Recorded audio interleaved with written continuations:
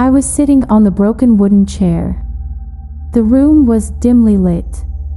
Outside, the sun has set and darkness was creeping in like the thick velvet curtains of theaters. I was used to it, the lack of light used to bother me too much, but now it's just normal. It embraces me, just as how I am, and that feeling is comforting. It has been around half an hour since Mother left.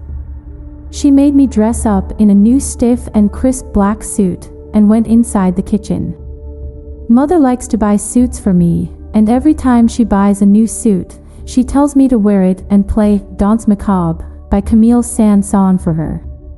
When today she walked into my room with the suit, I knew I would be playing.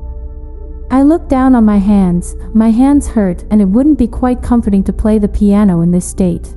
But I couldn't say no to Mother, knowing the fact that denying would fetch worse consequences. I had learned the piece when I was a 10th grader, but I could never perfectly play it. Undoubtedly, the piece is very difficult to play, but I wanted to learn it since childhood, because it was my mother's favorite.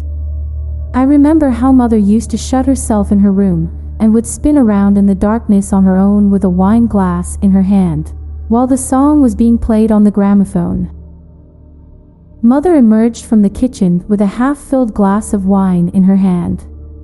I sat straight, keeping my gaze down and my hands folded on my lap. She smiled and stood in front of me. Caressing my cheek, she said, "Will you play me my favorite song like always, darling? This time do not make a mistake, okay?" I smiled weakly and nodded. The pain in my fingers, which I tried to push away, started throbbing. Mother walked back and pulled a chair to sit in front of me, swirling the wine in her hand. My hand started trembling on my lap. My heart started throbbing against my chest as I tried to even my breathing and stand up on the cold, damp floor. I drifted slowly to the piano and sat down on the stool. My hands were still trembling. I could feel the rapid beating of my heart. I must have spaced out, palpitating. Mother's deep voice broke me from my trance. "You know, darling, I do not have much patience. Start playing. Now," she said, and I knew what that voice meant. Without much ado, I lit the candle standing on the piano. I took out the yellowed sheet music from my pocket and placed it on the piano. I placed my fingers on the piano and started to play adroitly over the ivory keys. I knew the chords. I had been practicing for almost a year now. I was hitting the correct keys. As I glanced at Mother, I could see her swaying lightly to the tune, a smile on her lips. I remember how she used to be before my father died. We were all happy. She would sing to me from time to time and even take me out to play. I remember when I was around 6 years old, how she always told me never to go to the basement. I could hear a noise fleeting up to my room from there, and was always curious to see what was making that noise. It kind of used to sound like a wailing dog, and I wanted to see that dog, because I loved dogs and Mother would never allow one in our home.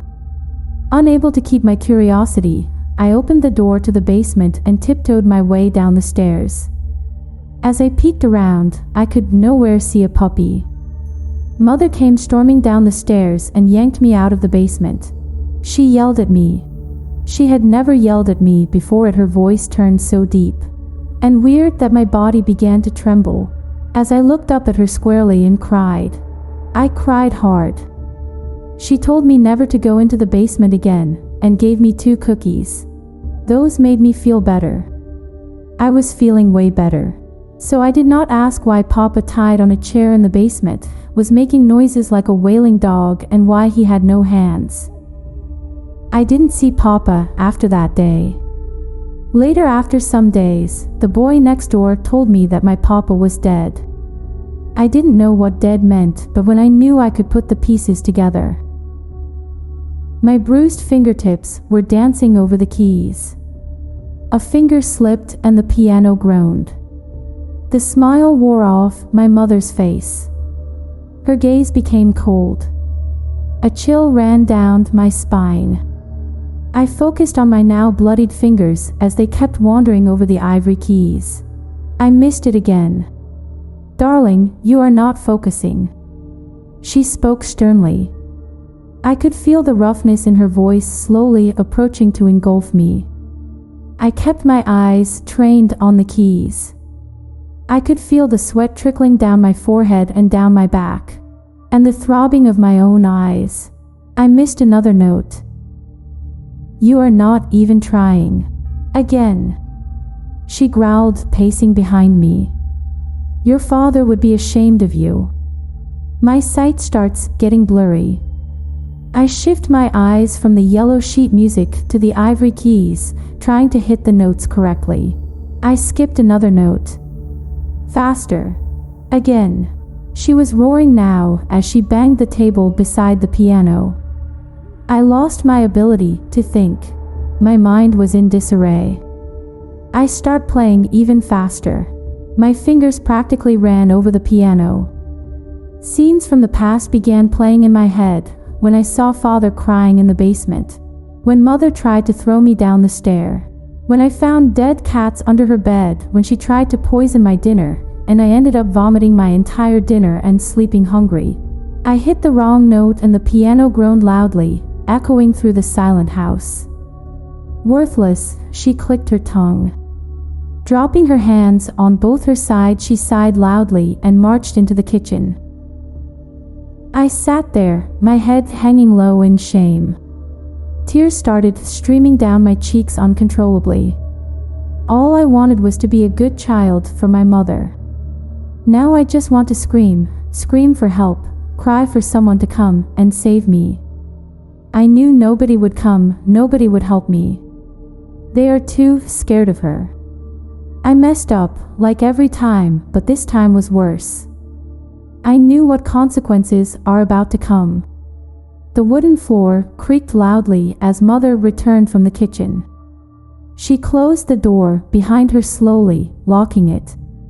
My eyes were focused on the ground.